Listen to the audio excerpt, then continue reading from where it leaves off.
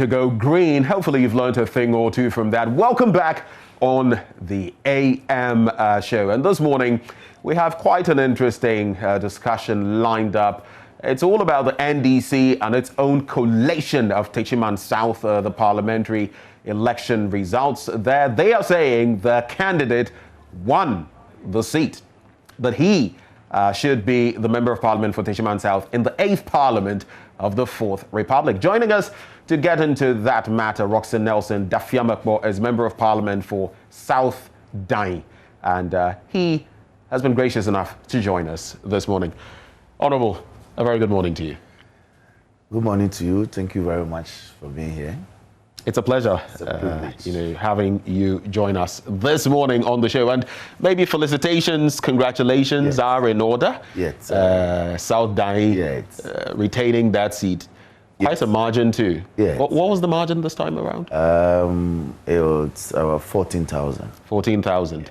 But it would also appear that, the NPP, the incumbent, is making some inroads there. And with 14,000, I don't think you can breathe easy. Well, the contest was really amongst three of us. So it was myself, the DC who stood on the ticket of the MPP, and the PPP candidate. So in the scheme of things, the PPP candidate came second.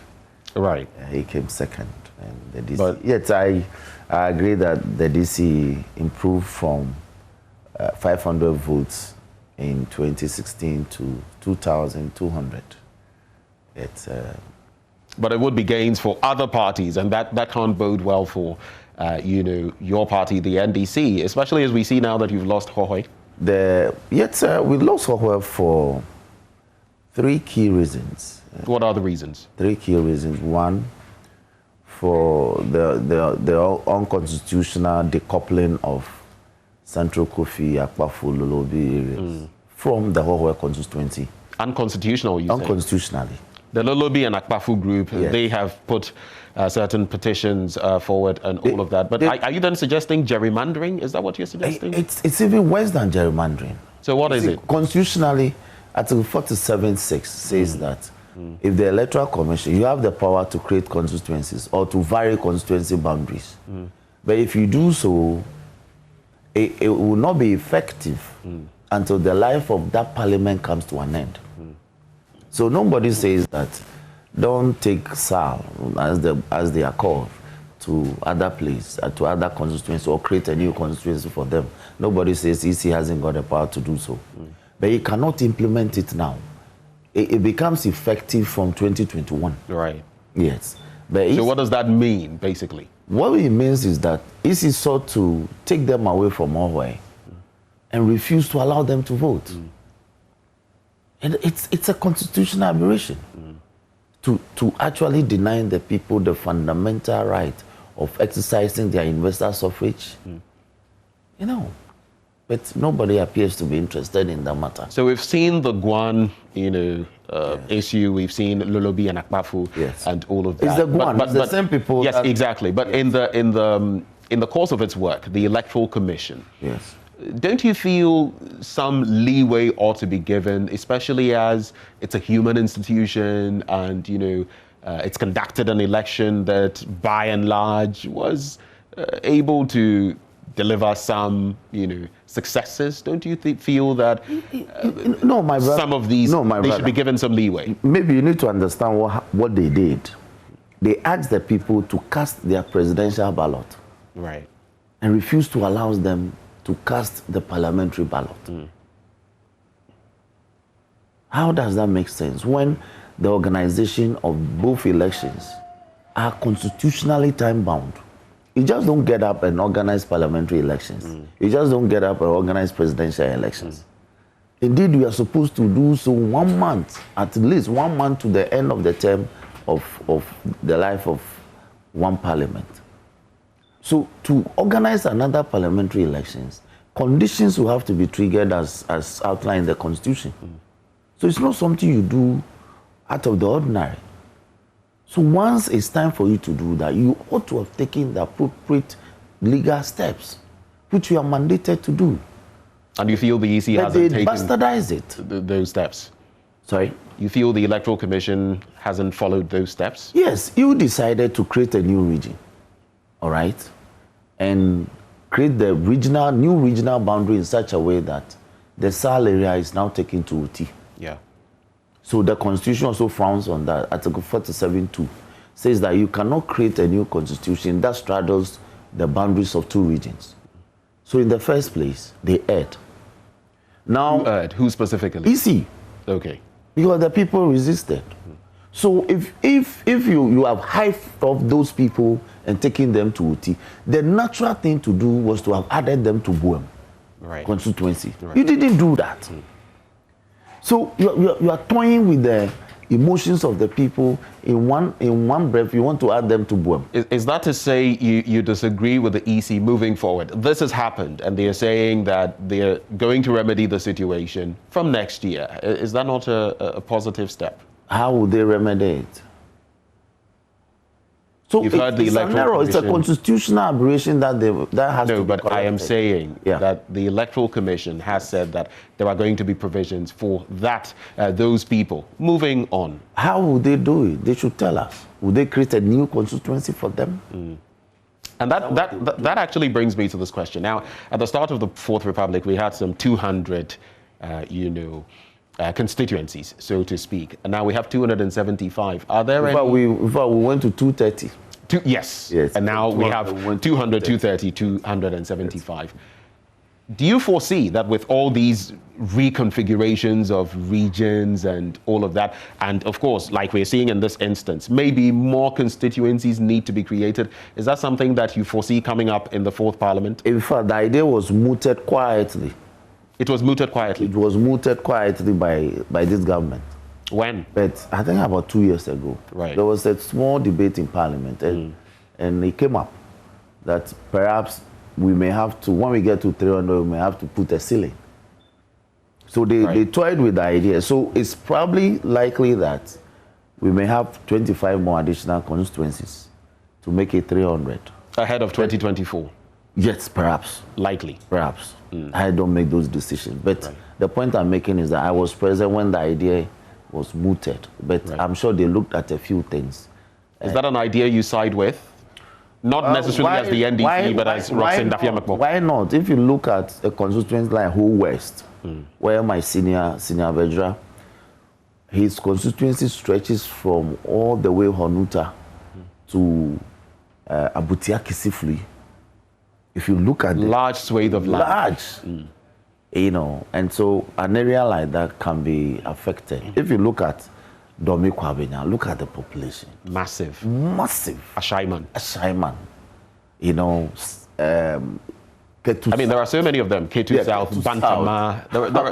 But I don't know whether. Figure. Because these places you're mentioning, some of them are also the world banks of, the two major political parties. No, it's not about being world bank. It's about creating the constituency in such that the people will feel the effect of their elected representative. Right.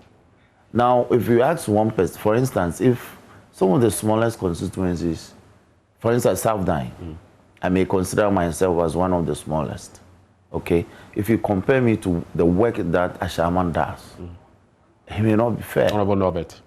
No, yes. Ernest Nogbe. If you look at his population size, if you look at the population size of Ketu South, it's not fair that we are asked to manage this from the same level. Yeah.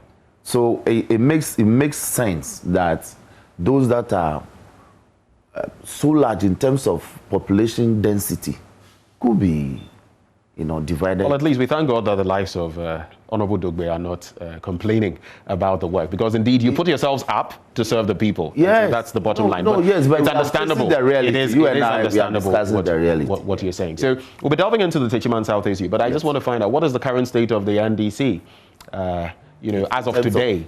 State of the NDC. State of the NDC. You have lost an election. Yes. You don't have the majority in parliament. We haven't lost. You are smarting in many respects. What is the disputing? You're disputing. We are disputing. But what stands now? You've lost an election. We haven't lost an election. Okay. We are disputing the outcome of the election. Per what the Electoral Commission has told us, you lost. We haven't lost.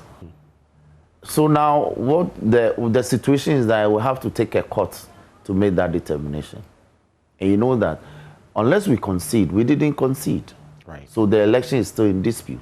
The outcome, especially the presidential. Are you suggesting, Honorable Dafeamekpor, that until you concede, the election, the results as gazetted by the Electoral Commission do not stand? Is that what you're suggesting? The law is very clear that the Gazette notification is only a prima facie evidence. And the point I'm making on your national forum is that we are disputing the outcome. Right. And once that is made public, it means the election is still in abeyance. Okay. But constitutionally, because the Constitution does not anticipate a vacuum, whatever it is will go on. The things will proceed as normal. Right. But we'll litigate the matter. So litigation still on course? Yes. Because we've spoken to, recently we spoke to General, Secretary, General Secretary, I should say, of your party, Asiedu Nketia. And he was suggesting that, yes, in some instances, at least one instance, there are certain other requirements for which reason you can't immediately go to court. And, for such reasons, you're hitting the streets and all of that. But eventually you will go to court. You see, the point he made Let's just make that point. Yes. Eventually you will go to court because time is running out. Time, we have 21 days. Why is everybody trying to stampede us to go into court? No one is stampeding. No. It's a reality. No, yes, but you have time. The Constitution says we have 21 days. Same provision has been amplified in CI 127, 21 days, and we are still within time. Right. So let everybody be calm about that. But the point to be made is that you just don't get before the exhaustion of the 21 days, the NDC will be... Certainly so. Right. Certainly so. From where I sit, the enormity of the workload that has been done to be able to, you just don't get up and go to court. Right. Yes, you must. It's understandable. Yes. You were yesterday, should I use the word avoided or should I use the word not engaged by the Electoral Commission, and the police also, met you at some point. Let's start with that. How come you didn't? Was there a notification of the Electoral Commission? Yet. You notified the Electoral Commission that you were going to pay them this visit of demonstration. It's not a pay. No, we didn't demonstrate. You were marching on the streets. You have the right to do that. But marching on the streets, you went with a sort of petition. Ask the question. Let me clarify. Okay. So what was it that you did yesterday? What we did yesterday was that as a caucus, we decided to present a petition to the Electoral Commission. Right. And the minority leader, the Honorable Haruna Idrisu, preceded that with a letter, a formal communication from his outfit. To the Electoral Commission? To the Electoral Commission. When was this? Now, I think the day before. Now, the day before yesterday? The day before. Now, the Electoral Commission comes out with a statement to say that, yes, they received the statement, the notice of our visit, or our desire to present a petition. But indeed, that notice got to them in the morning of when we were working to do the presentation. So let's just clarify timelines. Supposedly, on Monday, that letter was sent. Yes. On Tuesday, you embarked on the demonstration. Yes. And the message was that the Electoral Commission had not got your notice early enough. They had got it yesterday. Yes. But if you planned any such engagement, why not at least give maybe, I don't know whether to say more ample time? Is the Electoral Commission Is the Electoral Commission a court of law? Even a court of law allows short notice. Should I remind you of the status of the Electoral Commission's chair? No, it's a constitutional body. just like SHRAG, just like any other constitutional body. But with any of those bodies, if you wanted to present a petition or they are even lucky we gave them notice. They are lucky. They are lucky we gave, out of courtesy, we gave them notice. Right. So for you to say that the notice was so short that you cannot make yourself available to receive a petition from 106 members of Parliament of the Republic of Ghana. Did you feel insulted? Very, very insulted.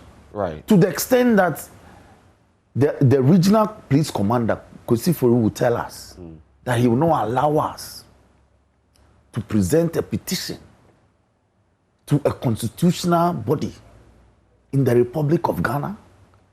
So he actually blocked our way.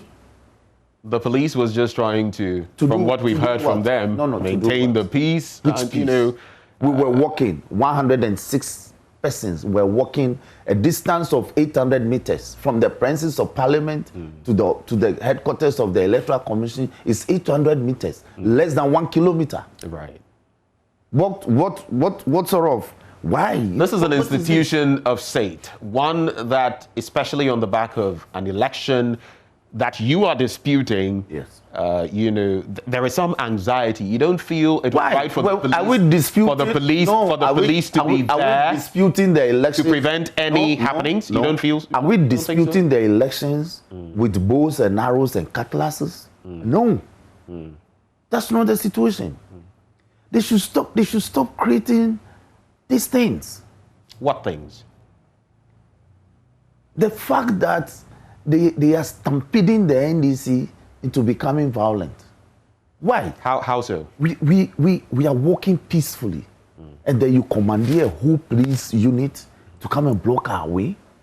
I saw some of the police officers actually walking with you in the midst of you. No, those are the personal aides, the security aides of our leadership. Right.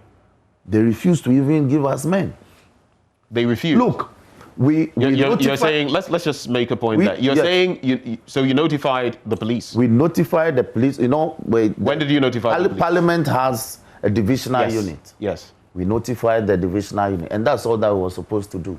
Right. Even that too is out of courtesy, and I'll explain. But when we notify our marshal, quickly look at the when. Was that also on Monday? That was also on Monday. So you notified the police on Monday. Yes. You send the letter to the Electoral Commission on Monday. On Monday. Right. And we notify our marshal.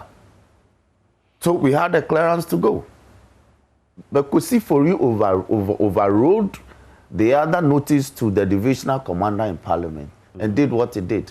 My brother, do I need a police permit to walk to present a petition? This is not a demonstration. He confuses what we did with a demonstration. It is not. What's the difference, basically? Walking. Because, like I said, the law makes provisions for demonstrations. And when you are going to demonstrate, we did not demonstrate. You must follow certain protocols. Walked. It was a walk. What's the difference, really? Well, look at the law. Let me paint this picture. If 50, 100 workers of the Multimedia Group Limited feel aggrieved in a certain way, and we march towards an institution of state to present a petition, is that a walk or a demonstration? It's a walk. Right. It's a walk. It's a walk.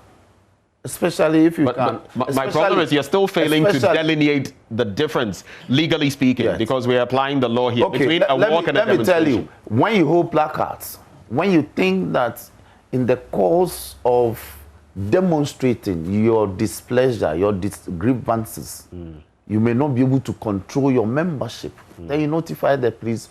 All that they have to do is to provide security.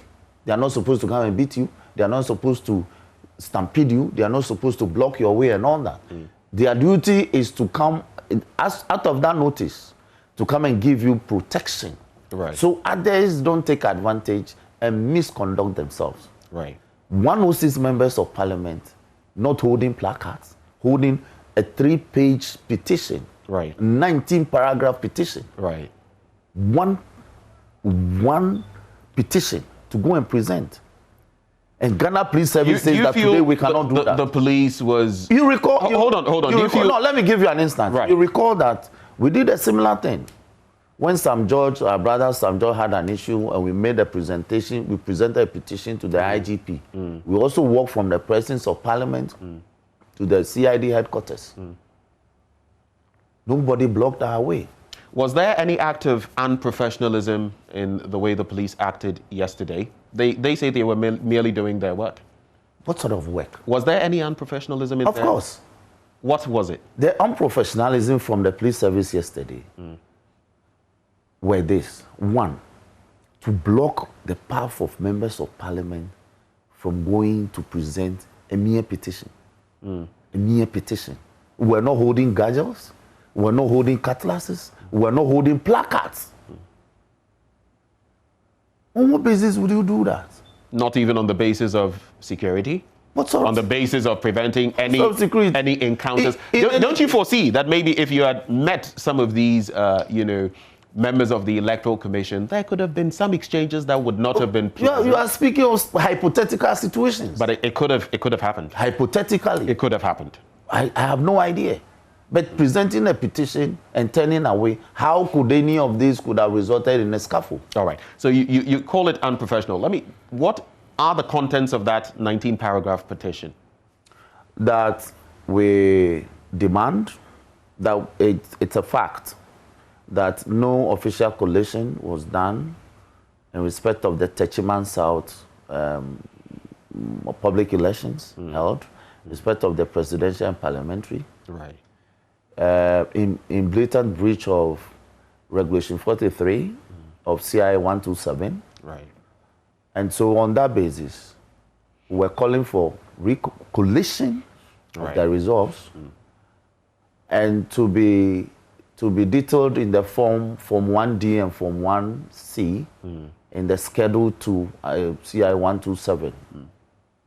Then the CI 127 also provides that when you do that, you endorse it and give copies to the candidates. All right? So we demanded that should also be done.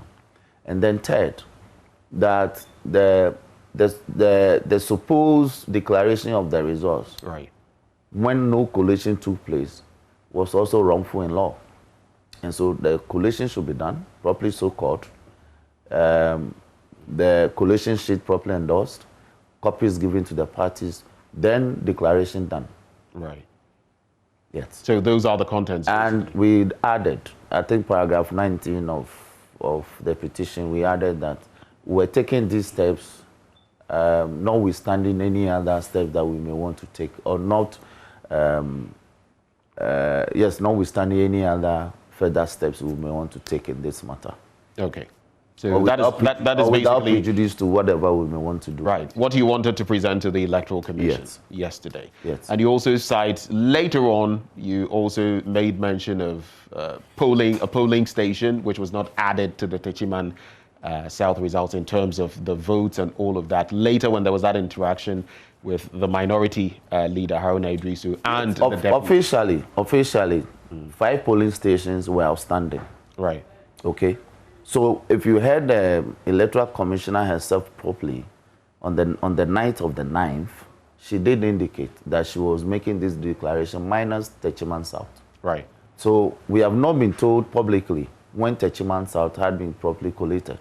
So no collation took place. So we are asking that the collation should be done in respect of all the 267, in fact 67 because the special voting, they split it into 2.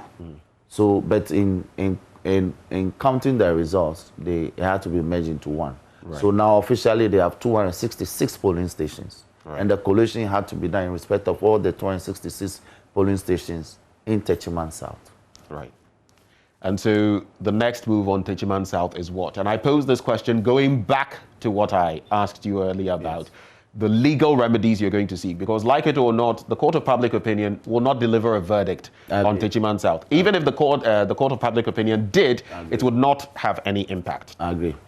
What are the timelines? 7 days and counting. What are the timelines of the NDC in terms of initiating legal procedures? Are you going to wait till the last minute? When are you starting this? The relevant evidence on Tachiman South have been gathered. Right. Indeed, yesterday, if you monitored what we did after, we did a public collation of the results, and clearly we had won the seat. Well, per what you put out there. Yes, And there can be no other way of doing so than what we did. That is the way it's supposed to be done anyway. The courts, even if you go to But if that were the way, why would the EC declare different results? That's what's baffling everybody. That's why everyone is baffled. Because you're supposed to count and declare who got the higher votes. That's all. Even if we go to court, the court will order what we did to be done. Right. And per your collation, your candidate, it's interesting though, because you've moved from your candidate winning by what, over 700 votes, now winning just over 200 votes. Yes. Why the disparities? Why the disparities? It's the counting. What is the problem with the counting? You know, sometimes somebody is speaking a figure of, say, 109, and may pick 106. Or someone is speaking 111, and may pick 119. Those things happen. So you need to scrutinize. In this instance, whose fault would it be? The officials of the Electoral Commission, your party agents, or what? No, officials of the Electoral Commission. They are supposed to do the proper collation. Right. That is why the collation is the aggregation of all the polling station results. So it's at the collation center that you do the proper additions. In fact, in my situation in Southern, as at 1 a.m. of the next day, on the 8th, we detected that 99 votes had been added to the presidential vote of His Excellency Nana Akufo-Addo. Right. What did you do about it? We took it out because when we did, you see, you do the proper additions. You know, these officers, they've been working from 7 a.m. till about 5 p.m. There's fatigue, mental fatigue even. So you need to recheck. The collations are rechecking. You are not recounting, but when you are doing the additions, you cross-check. So all the parties are on the alert. So when I mention 100, let's say, Far polling station, Kokomlemle, you got 100, I got 99. My agents are supposed to confirm that, yes, that was all we got. So if it is 96 and it's not 99, he has to say so. Right. If it is 80 and it is not 100, he has to say so. Right. Yes. And on that very bit of agents, Honorable Mercer, a member of Parliament for Ifutu, has been saying, I think this was... No, Mercer is for second D. Second D, yes. He has been, mentioning. He mentioned on Saturday with Samson Ladi.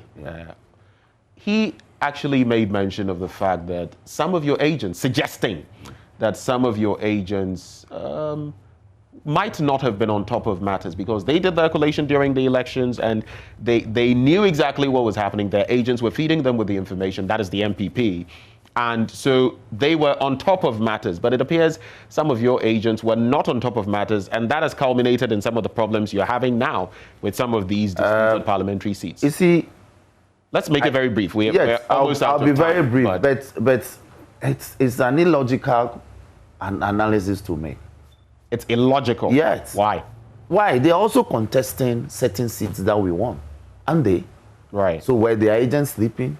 These are not issues of agency matters. These are real technical matters. Okay. Additions, problems with additions. Even the Electoral Commissioner got her additions wrong. You've, before we wrap, you've suggested that you're going to, like in the words of Shakespeare, measure for measure. And you're saying that the Electoral Commission has treated you with some disrespect, and you're going to return and contempt that disrespect. And contempt. Don't you think, in the spirit of Christmas, maybe, in the spirit of togetherness, oneness, peace, and unity, even if you feel disrespected, you should let go? This is an institution that says that they are taking a Christmas break for 30 days. Commencing today. 30 days. Is that a problem? That is a huge problem. What is the problem there? The problem is that they don't have the power to do that. So they can't rest? It's not about rest. Right. You don't ask all your offices nationwide to go home to rest for 30 days. Right. You don't have that power. Right. There are working days in the Republic of Ghana sanctioned by law, and there are holidays. So you can grant a staff member who puts in leave, application for leave days to go and rest for 30 days, right, if you so desire. But you don't shut down the whole institution for 30 days. Under which law are they proceeding? Right. So you've suggested that it's going to be measure for measure with the Electoral Commission. What exactly are you going to do? Well, when we get to that bridge, we'll cross. You've suggested certain things about when they come to Parliament and all of that. What exactly is it going to be? This payback? When we get to that bridge, we'll cross it, my brother. Can't you give us even an idea of what it's going to be in terms of... You see, let me give you one instance. Right. The Electoral Commission, led by the Electoral Commissioner, came to Parliament, I think a week or so before we went on recess. Now, we asked her specific questions. She refused to even answer those questions. Right. It was part of the discussion she chose to Parliament. Right. Specific questions were asked about the Lolobi issue. She refused to answer. Right. And then you come back on 7 p.m., 6th of December. Then you issue instruction and say that the people of Lolobi won't vote in the parliamentary, but will vote in the presidential. Now the chiefs are saying even their presidential vote, you didn't factor them into the national reckoning. So when you treat members of parliament with such contempt, disrespect, you extend this courtesy to us. Well, when you appear before our committee, perhaps we'll also get up and leave you. Right. So that could be one of the remedial measures. My producers are breathing down my neck, but I have to do this. I want to do this. When you look at the Daily Dispatch this morning, the front page, the banner headline is Mahama will win 2024 if NPP elects a weak flag bearer. That's actually it right there. So Mahama will win 2024 if NPP elects a weak flag bearer. That's Captain Nkrabia Efadate, of all people, saying that. And what a weak candidate for the NPP would be, I don't know. Benefson himself has come out with a list of likely candidates in some surveys. How do you feel about this? Is the NDC thinking of putting forward John Dramani Mahama again? This matter hasn't even come up. We are contesting an election. No, but currently, when you have an election that has been declared for somebody, this is somebody's conjecture. What is the meaning of a weak candidate? That is their problem. If they intend to elect a weak candidate, that's the problem of the NPP. Right. Who would be a weak candidate in the NPP? I have no idea what even that means. Right. And we should stop some of these things. You elect your leader. You understand? You don't have to tell people that you elected a weak leader. Your leader is your leader. So if they intend to elect a weak person, that's their palaver.